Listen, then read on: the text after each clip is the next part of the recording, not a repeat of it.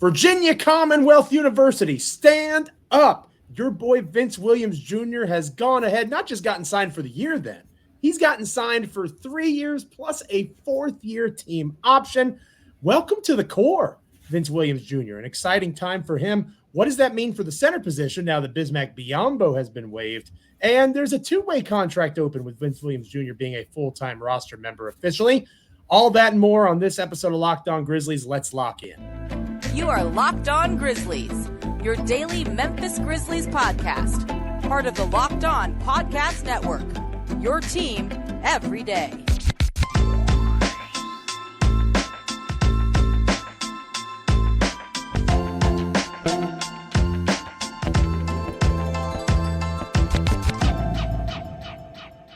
It is a 2-way contract, no more Thursday here on Locked On Grizzlies. Holy moly, we knew it had to come at some point. We weren't quite sure how it was going to get there, but as Occam's razor has taught us, the most likely scenario is usually the one that's going to play out, and here we are.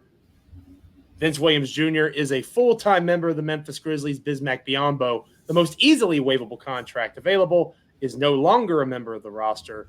We're going to break all that, break all that down, what all of that means, and much more on this episode of Locked On Grizzlies. I am Joe Mullianx, one of your hosts for this podcast, joined by my co-host, Damichael. He is the Memphis Grizzlies beat writer for the Commercial Appeal. I have written about and covered the Grizzlies for over a decade. You've come to the right place when it comes to Memphis Grizzlies content. Wherever you come to us from, however you're checking us out on YouTube, wherever you get your podcasts, like, comment, rate, review, subscribe, as we are proud members of the Locked On Podcast Network, your team each and every single day. Today's episode is brought to you by PrizePicks, the easiest and most exciting way to play daily fantasy sports. Go to prizepicks.com/LockedOnNBA and use the code all lowercase LOCKONNBA for a first deposit match up to $100. Damichael Cole, exciting times if you are a fan of Vince Williams Jr. Most importantly, exciting times for Vince Williams Jr. himself. I talked recently on the show, I know you have as well, the impact that Vince Williams Jr. has made, arguably, in terms of plus minus statistically, but obviously there's context involved there. One of the most impactful players on the Memphis Grizzlies this season. You can make an argument that, especially when you consider games missed, it's probably Vince Williams Jr. who, when you consider how much he's played and all the work that he's done, he might be the third most important Grizzly to this season so far, which is a wild thing to say. He gets rewarded with a 3-year contract. The 4th year is a team option, an extremely team-friendly deal for a player who I think has proven at this point is at the least a rotation player in the NBA. Yeah, Joe, they got this done just in enough time, right? And not just in enough time from the perspective of the 50 games. Yeah, there were still a few games to play with there and whatnot. But this needed to get done because Vince Williams, when he plays, he performs. And financially, it made sense to, hey, get this done now so we can get a nice, controllable contract as the Grizzlies get into this next level of competing, as these core guys, Desmond Bane, Jaren Jackson Jr., John Morant are all on their second contracts, and soon Jaren will be on his third. So this is an important piece to the puzzle. Now the Grizzlies have another long-term piece that they can kind of, put into that future group because this is a core guy now. And I don't think we ever doubted that, but now it's solidified that his defense, his three-point shooting, his wing rebounding are all key factors to winning basketball. And he is going to be a big piece. Think about in the playoffs when you got to guard Steph Curry for 40 minutes. You got to guard Anthony Edwards for 40 minutes. Now you got another guy you can throw at them in addition to the Marcus Smarts of the world and Desmond Bane and so forth. So the deal just makes so much sense from the standpoint of you got him 3 years, much lower per year salary than guys like John Conchar, for example. And on top of that, you got a 4th-year team option, which is basically a 4-year deal in my mind. We know this is a great deal for Vince Williams, one for getting off that 2-way deal, and now he can kind of spread his wings with his money a little bit more now.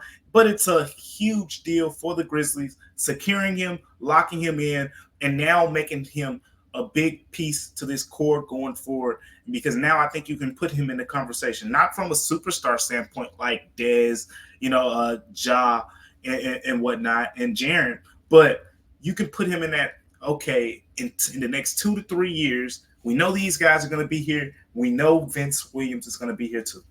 Yeah, he can go ahead and buy a house, right? If when you're a two-way guy, maybe he has an apartment. He might have an apartment between South Haven and Memphis, right smack dab in the middle there. Now he can go ahead and get a residence. He can set up shop. He's going to be in Memphis for a while.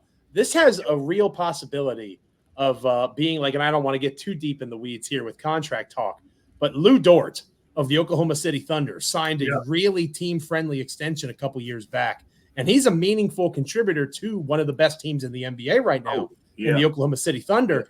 And he makes what Vince Williams Jr., essentially, in terms of proportionality to the salary cap, basically a very similar deal.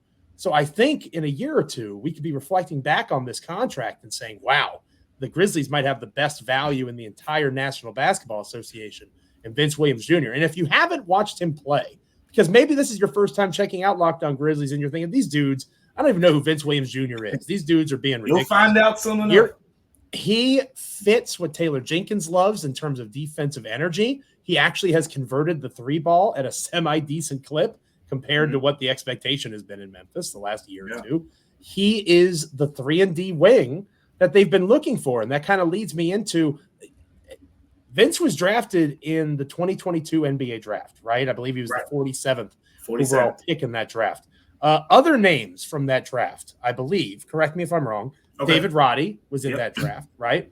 Jake LaRavia was in that draft class.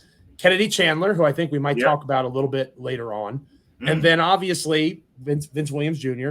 and Kenneth Lofton Jr. was signed as an undrafted rookie, right? Are those the five? Yep, that's draft class. Yep. I think that Roddy has done it for a little bit longer of a stretch of time. So maybe if you wanted to argue for David Roddy at this point, I think you could. And it's a low bar to clear because of those five names, only three of them are still on the roster. Yeah. But Vince Williams Jr. at 47 overall looks like a heck of a value selection for this Grizzlies team.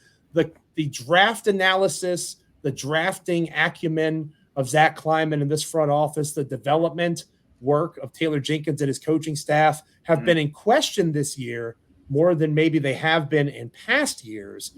Vince Williams Jr. maybe is a reminder that this team still has a type. They are successful in securing that type, and they also are able to develop them into what they need them to be. I'll say it, Joe. He's the best value from that draft for the Grizzlies.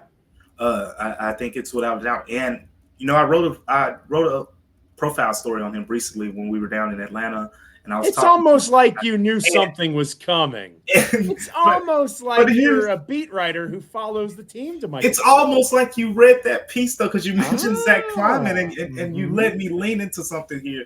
Well, you mentioned the draft, and I started that story off talking about Zach Kleiman in a moment from draft night, because that day was David Roddy. Remember, he was involved in the Melton trade, and he was the first round pick. So there was some flash there. Remember, Jake LaRavia was supposed to be the big time shooter that the Grizzlies added and whatnot. And then Kennedy Chandler was the hometown kid, who was coming to play with the Grizzlies to back up Ja and whatnot, and potentially replace Tyus, in a couple years.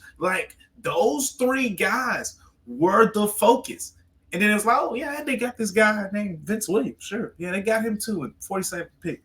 So the media is asking all these questions. They're asking, David Roddy, Jake LaRavia, Kennedy Chandler. And then at some point during that, Zach Kleiman basically goes, well, we haven't talked about Vince Williams yet. And that's basically how it's been his entire time here.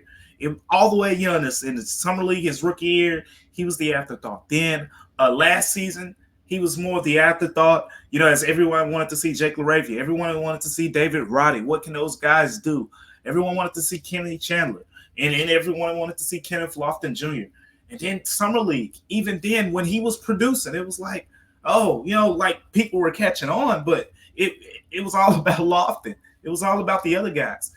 it wasn't until he came with the Grizzlies after all these injuries that people really started to pay attention to what Vince Williams Jr. can do. So he grinded his way here. He basically, when you talk about taking your opportunity and running with it, they're going to put a picture of this guy in the dictionary for that, because he really took advantage of this opportunity. And again, he's going to be a big part of what the Grizzlies do going forward. He is a piece of the core, right? And as you alluded to earlier, Damichael, that doesn't mean that we see him like Ja Morant or Desmond Bane or Jaren Jackson Jr. That's not what we're referencing here. We mean that he's going to be here for the foreseeable future. Yeah. They're not trading Vince Williams. He complements those guys now to me as well as anyone else on the roster. I think in terms of a plan B, in terms of if somebody goes down, he is the starter. I think he's earned that with his play, and that is a testament to his work ethic. That's a testament to all that he's invested in his game, and it's a testament to VCU, Virginia Commonwealth University.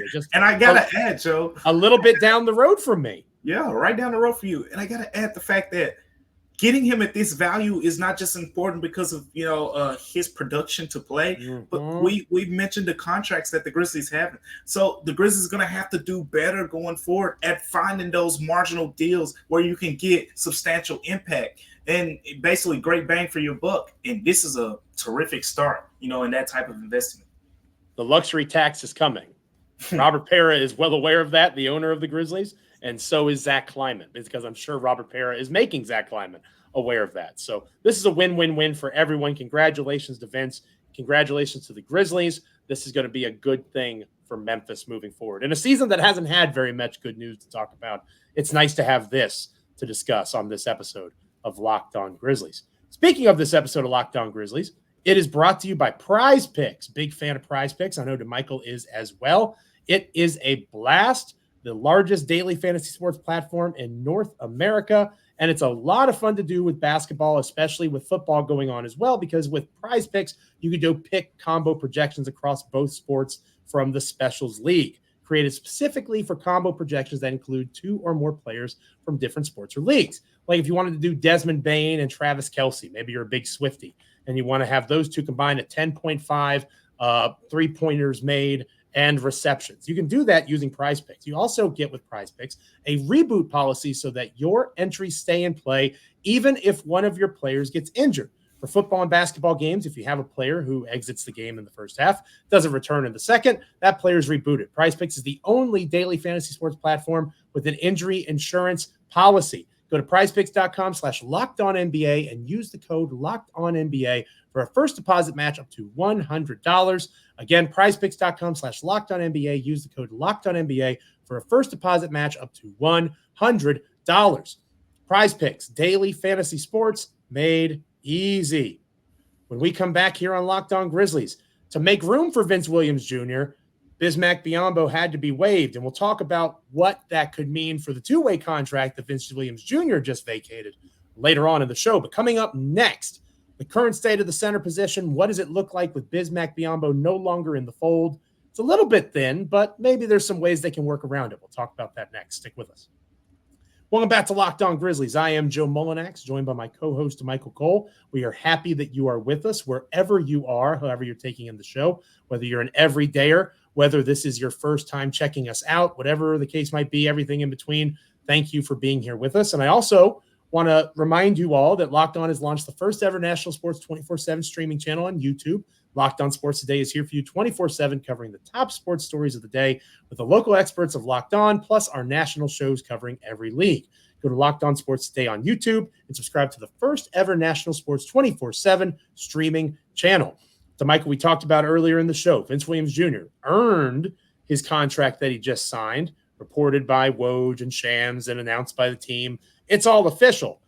In the move for that, as we've talked about before, somebody had to go, whether it was a consolidation trade, somebody had to be waived, and Bismack Biyombo was the easiest option, right? His $5 million cap hit stays on the books, but the Grizzlies are well below the luxury tax, so they don't necessarily care about that, which is wild to say. Only in pro sports can you say, $5 million, whatever.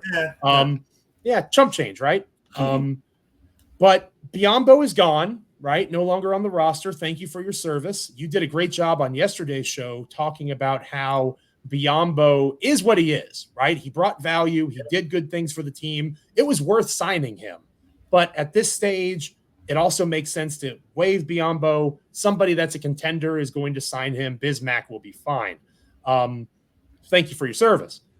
Now that he's gone, Vince Williams Jr., a full-time roster member, there's a two-way contract spot that's available. We'll talk more about that later. But let's take a look, Damichael, at the current state of play at center, because a front court that's without Brandon Clark, without Steven Adams, now you've waived the guy that was the replacement, essentially. It was the starting center. Dudes.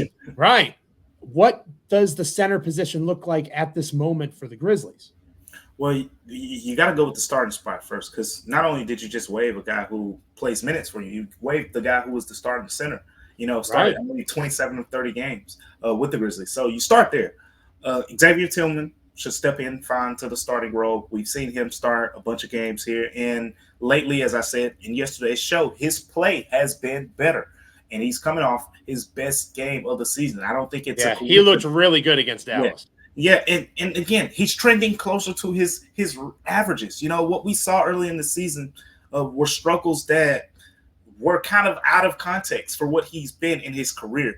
He's never been, Stromile Swift finishing around the rim, but he's never was that bad, where it was 43, 44%. He was never that bad as a finisher around the rim. Now he's getting better at that, and you fix that, you get solid production from him. But you need depth, right? So we know that right now it's currently constructed. Jaren Jackson Jr. is going to get some minutes at center. Santi Aldama as well is going to get some minutes at center. So the center position right now is probably your weak spot. It is your weak spot because if Xavier Tillman gets in foul trouble, you're relying on Jaren, you're relying on Santi, and you prefer to play both of those guys, at the 4, sometimes in spurts, at the 5. Now, how do they address this going forward is kind of be one of the biggest questions. I think me and you both can agree to the fact that the trade deadline will hold a lot of weight around here. I also want to remind people that it is January now, and I don't think we are too far out from the idea of Brandon Clark potentially returning for the Grizzlies.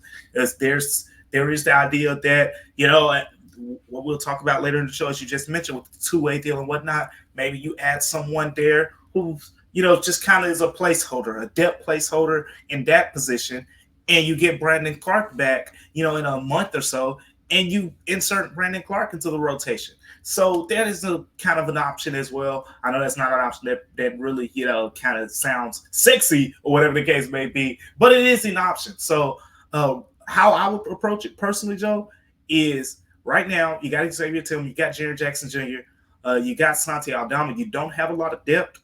You're literally one injury away from having 2 guys who are pretty much capable of playing the center spot. So you address this position real soon. I think we could see a trade, in the very near future that would address it. But the Grizzlies, as they always say, as Clement always says, the team will be aggressive, but they're not going to go out and make stupidly aggressive moves. Yes, everyone in the NBA knows at this point the Grizzlies need a center. But if teams try to kind of get over on the Grizzlies in any type of way, then I expect the Grizzlies to say, okay, fine. Well, we don't want to do that deal anymore. They're not just going to stupidly do anything here. So to keep that in mind. But they also have a two-way slot open that we'll talk about a little bit later. I think a trade conversation maybe for tomorrow's show going into the weekend. Maybe we could do a little bit of research, Damichael, you and I, and look around and see what some possibilities might be on a Trade Friday edition of the show. Yeah, I tweet about a certain gentleman down in Florida every once in a while that I personally would be pretty interested in bringing in. I do think that there's opportunity here, right? Yep. And the flaw would be, in my opinion, to just allow for this to kind of ride out, right? I think that they have a chance now to prepare themselves for next season when they should be, if not all in, pretty darn close to it. In terms of title contention, right? And making that push. They can do that now, potentially. I agree that they're not going to force it. But there's going to be names potentially available that they should be interested in looking into, not just for the sake of now, but for the sake of Ja Morant, Brandon Clark fully, Steven Adams potentially, depending on the trade, being back in the fold, right? Imagine if you had a full-time center and Steven Adams was like your sixth man big type who played 20 minutes a game against reserves. Like, that's terrifying. I would not want to be a reserve center having to play against Steven Adams coming off of that knee injury. There's possibility there, right? And the flexibility, as I've talked about on here before, is what is most fascinating about this team, because they could sit on their hands and do nothing, or the freedom of this Ja Morant injury. The Dallas Mavericks game was fun, right? That was a lot of fun to watch. I loved the episode that you did on it yesterday. Hopefully, reasonable Grizzlies fans can agree that that's probably not going to be what happens all the time, right? Even if you sign off on the idea that Marcus Smart and Luke Kennard weren't a part of the missing Ja Morant games and they're better than they were during that stretch, that's probably true. But they're still not going to be good enough to make up the ground for the plan, which is the point, right?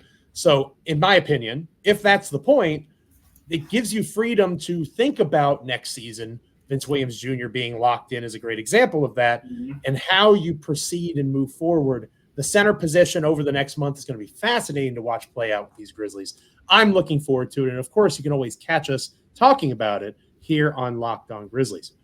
Speaking of Locked On Grizzlies, this episode of Locked On Grizzlies is brought to you by Jase Medical. We come to this podcast, we go to sports in general to escape from some of the crazy realities of life. But we got to talk about preparing for life here for a moment, thanks to Jase Medical. According to the FDA, pharmacies are running out of antibiotics like amoxicillin. There's all sorts of illnesses going around, things that could obviously use some antibiotic help. This is scary stuff. I can't imagine a more helpless feeling than somebody, one of my kids, getting sick, a supply chain issue, keeping them from life-saving medication. Thankfully, we're going to be okay because of Jase Medical. The Jase case is a pack of 5 different antibiotics that can treat a long list of bacterial illnesses, including UTIs, respiratory infections, skin infections, and among other things. This is stuff that can happen to any one of us, but Jase Medical can help protect us from some of these ideas. Visit jasemedical.com and complete your physician encounter. It will be reviewed by a board-certified physician, and your medications will be dispensed by a licensed pharmacy at a fraction of the regular cost. It has never been more important to be prepared than it is right now. Go to jasemedical.com, use the code LOCKEDON to get $20 off of your order. When we come back here on Locked On Grizzlies, we close out this Thursday edition of the show talking about two-way options for the Memphis Grizzlies. Now that Vince Williams Jr. is indeed a full-time member of the roster, they do have a way to address the center position, or maybe bring back an old friend. Stick with us. We'll talk about it next. Welcome back to Locked On Grizzlies. I am Joe Mullianx, your co-host, joined by Damichael Cole, my wonderful co-host, Grizzlies beat writer for the Commercial Appeal.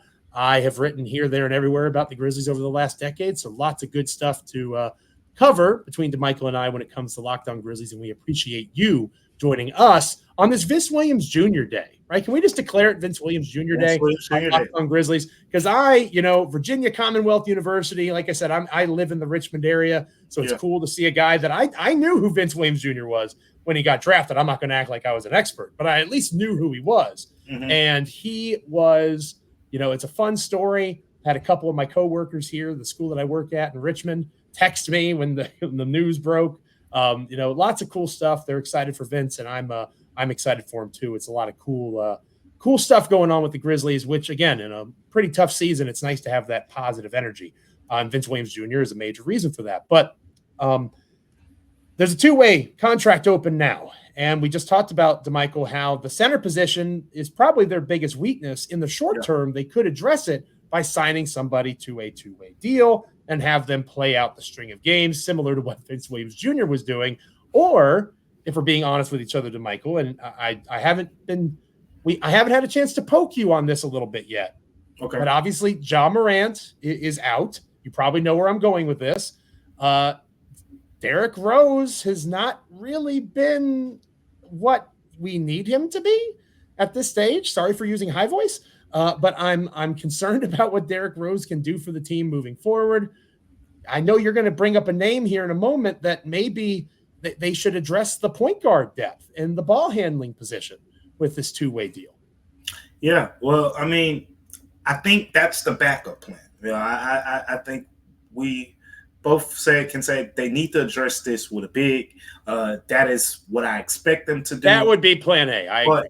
But we can start with plan B because the plan A's, those options are going to make probably a little bit more sense. But for a backup option, you mentioned it earlier in the show, a guy like Kennedy Chandler, bringing someone back, the familiarity makes sense. For one, let's start here. With a two-way contract, you can't just go out and sign any player in the league. That's what most people have to understand. Remember, the two-way contract was created. It was created simply to help developmental players get opportunity in the NBA.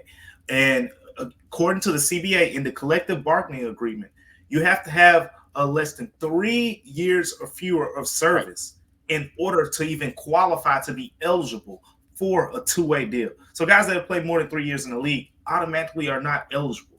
So I know people have these wild ideas. So, because again, here's the thing with the two-way contracts. Players have to be, less than 3 years in the NBA, less than 3 years. So you can't go out and get a Dwight Howard, or all these, hypothetical names that people throw out that would be very impactful players for the Grizzlies. But these are players you would have to sign to a minimum contract on a standard deal rather than a two-way deal. So the names are saying probably aren't going to wow you because the idea of the two-way deal is to have developmental players. Now, with that being said, that's why Kennedy Chandler, if we're saying, hey, like Joe said, Joe is not confident that Derrick Rose will play much more this season. And if you were being honest, I know you can't get it in your heart of hearts, but you feel that way too. We don't have to say it out loud, Damichael. It's okay. So, I mean, look, I think Derrick Rose has been terrific when he's been on the floor, but when he's not on the floor, it hasn't been terrific for this team, and he has not been on the floor a lot. So I completely understand your point. But Derrick Rose's value to this team has kind of been much more than, the whole on the court thing. And he's brought in to, really help out Ja. And all signs point to him have done a terrific job at doing that. But with all that being said, I think the backup option here is to go get a guard who can add some depth there, and a developmental guard at Kennedy Chandler in that case possibly makes some sense. There's the continuity. There's the, remember, this is a guy, it was hard for them to let him go when they did. And he hasn't caught on somewhere else in the NBA at this point. I know there was some interest with the Nets and whatnot, but he has not caught on somewhere. So that might be a red flag to some people because they may say, well, no one else picked him up. But that is an option. But there are a couple bigs out there too, Joe, that I want to make sure we mention and we want to talk about a little bit here because I was looking through the names, who can be eligible for two-way deal, who's not on a current roster right now, because most of the players in the last couple drafts basically are still on two-way deals on their respective teams because it's a cheap way to keep guys around.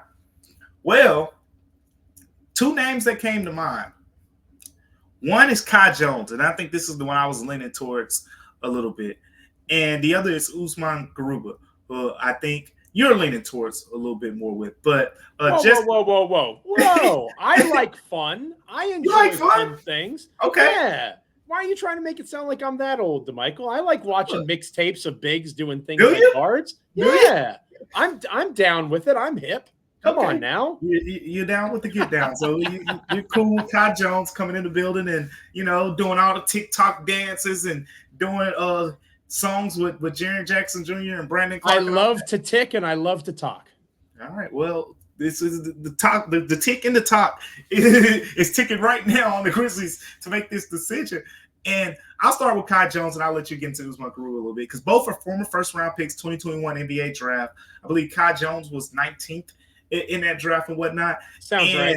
Yeah, he came out of Texas. He was, high-ranked recruit. Extremely athletic guy. Remember, he was the first guy who blocked Wemby in the summer league. Not blocked Wemby, excuse me. He dunked, I think it was, on Wemby. Dunked on Wembanyama in the summer league or whatever the case may be. It kind of threw it in, but it was noteworthy. He's a big-time athlete. And when you think about developmental pieces for this spot, for one, this is why the center spot makes sense to me because you get that added depth in terms of, you don't want to play this guy a lot, but you get a guy just in case. Xavier Tillman's in foul trouble and you're going against Anthony Davis or you're going against Vucevic. You have another body that you can throw out there and say, hey, at least he's 6'11". He's a strength. He's a very good athlete. He has NBA experience. He's a quality shot blocker. He's a good finisher around the rim in terms of his athleticism. Like, he's a guy who could potentially be in a dunk contest. Like, he is that type of athlete. That's why he makes sense to me. Usman Garuba, I believe he's playing right now in the Euro League over there. So you'd probably have to pull him out of the Euro League. But I tell you what, Joe, he has some talent too. He's talented. He's versatile. He's kind of like Xavier Tillman Sr. in a way, right? In terms of the way that he's able to move around and defend multiple positions. I think I'm with you on Kai Jones, believe it or not. I don't appreciate you thinking that I'm a big lame right off the jump there. I think that I like the idea of it being a developmental piece because, again, as I alluded to earlier, and I'm sure people will yell at me in the comments, the Mavericks game was fun, but that's not what the next 50 games are going to look like, at least not in my opinion. I don't see them making that storm of the gates of the play-in without Ja Morant. I just don't think it's possible. I'd love to be proven wrong. Don't get me wrong. It'll make these episodes of Locked On Grizzlies more fun to do as opposed to getting beat by 30 by the Kings. But the reality of the situation is Ja Morant's really good, and they struggle in point guard depth. The path to fixing that is a lot slimmer than it is to replace with a two-way big like a Kai Jones. And Kai Jones would be that developmental piece because you see his offensive game. You see the way that he's able to do things on both ends of the floor, but especially in terms of he kind of looks like Jaren Jackson Jr. to me at times in terms of the way that he can do things offensively in particular. He looks like a guy who in isolation could have his skills developed. So I would rather invest it in that as a guy that could have a high upside like Vince Williams Jr. has proven that he can become a rotation player in the NBA.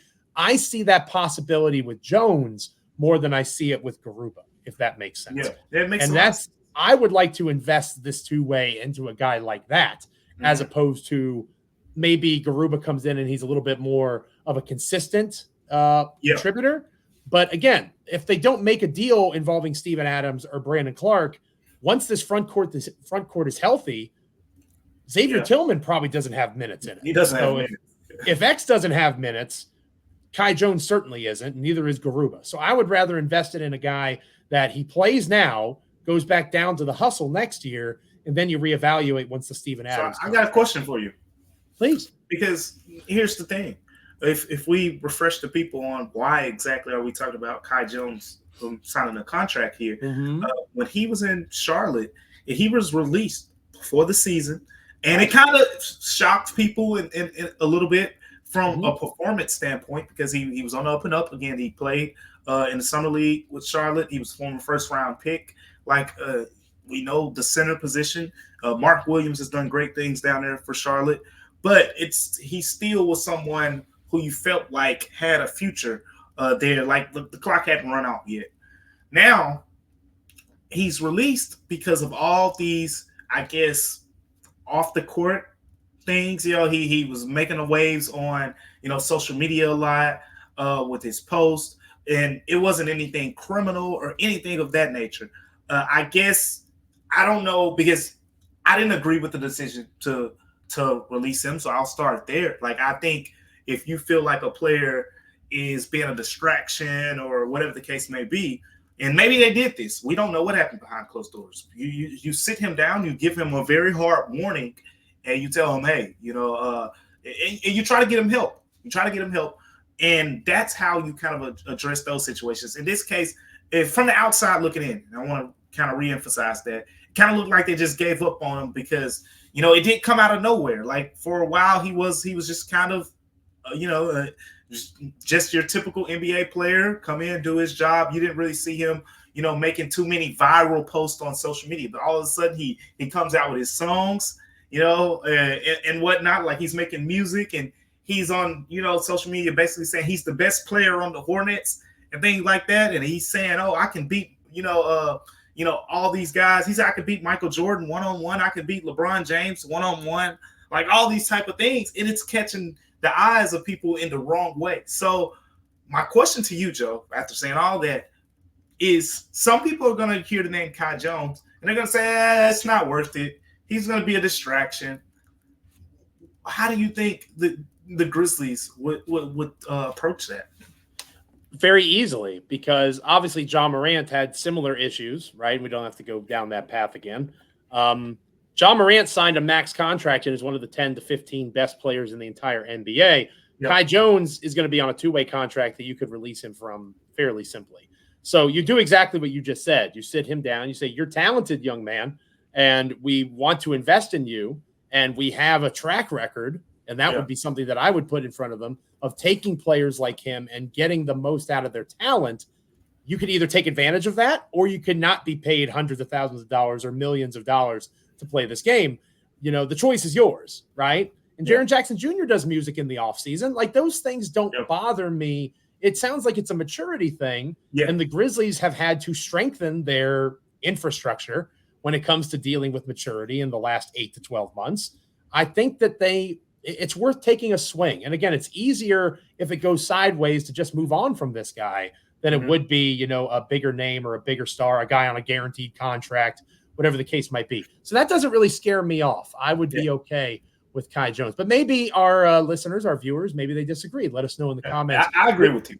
Yeah, Damichael and I are on the same page. Kai Jones, that would be how we would use the two-way contract. What say you? Let us know in the comments below. And thank you for joining us on this episode of Locked On Grizzlies. It is much appreciated. Damichael, it's good to always be with you. And we'll be back together again on our Friday edition of the show. I alluded to it a little bit a moment ago, the idea of some trades, maybe if we want to get a little bit more aggressive and the Grizzlies want to take this window of time to address the future of the roster. There should be opportunity. Maybe we can talk about that a little bit on Friday. Yeah, we'll have a Marcus Smart update too. So that's good. Yeah, that was gross. Poor guy. That was rough. It was, man. He's had a rough season with his hands, right? Rough hands. He's had a rough career with them. I mean, he was telling me about some of the hand injuries that he's had. How about at one point, I forgot exactly what he said, but he had something stuck in his hand for 6 years. That's 6 wild. years. And he finally got it out a couple years ago. Because basically what led us to talk about that was he was telling me about the injury he had on his left hand. Right. And I think me and Drew were talking to him about bizarre hand injuries. And he was like, this is nothing to compare to some of the hand injuries I've had in the past. So one thing about it, hand injuries don't really scare him off. He's had a few. That's pretty crazy. So we'll talk about that and maybe some trade stuff on our Friday edition of Locked On Grizzlies. Make sure you're there with us. Make sure you're checking out Locked On Sports Today, 24/7 national sports streaming channel on YouTube, covering the top sports stories of the day with the local experts of Locked On, plus our national shows covering every league.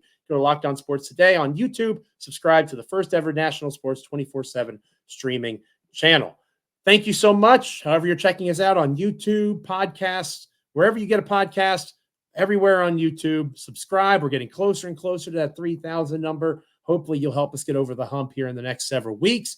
We are appreciative of everybody that makes us an everydayer. You're checking us out. We've gotten some nice comments recently, Damichael, on YouTube from folks talking about how we're a highlight of their day. That's really cool, right? Like, Damichael obviously covers for the Commercial Appeal. I've been doing this for a while. To interact with you guys and to hear you all say those things and to give us constructive criticism too. We want the show to be the best it can be for you, right? That's why we're here talking Grizzlies basketball, and we appreciate you guys doing so with us each and every day on Locked On Grizzlies. So until our Friday edition of the show, for Damichael, I am Joe. Stay locked in. Make sure you're subscribing, liking, commenting, rating, reviewing, all those fun things.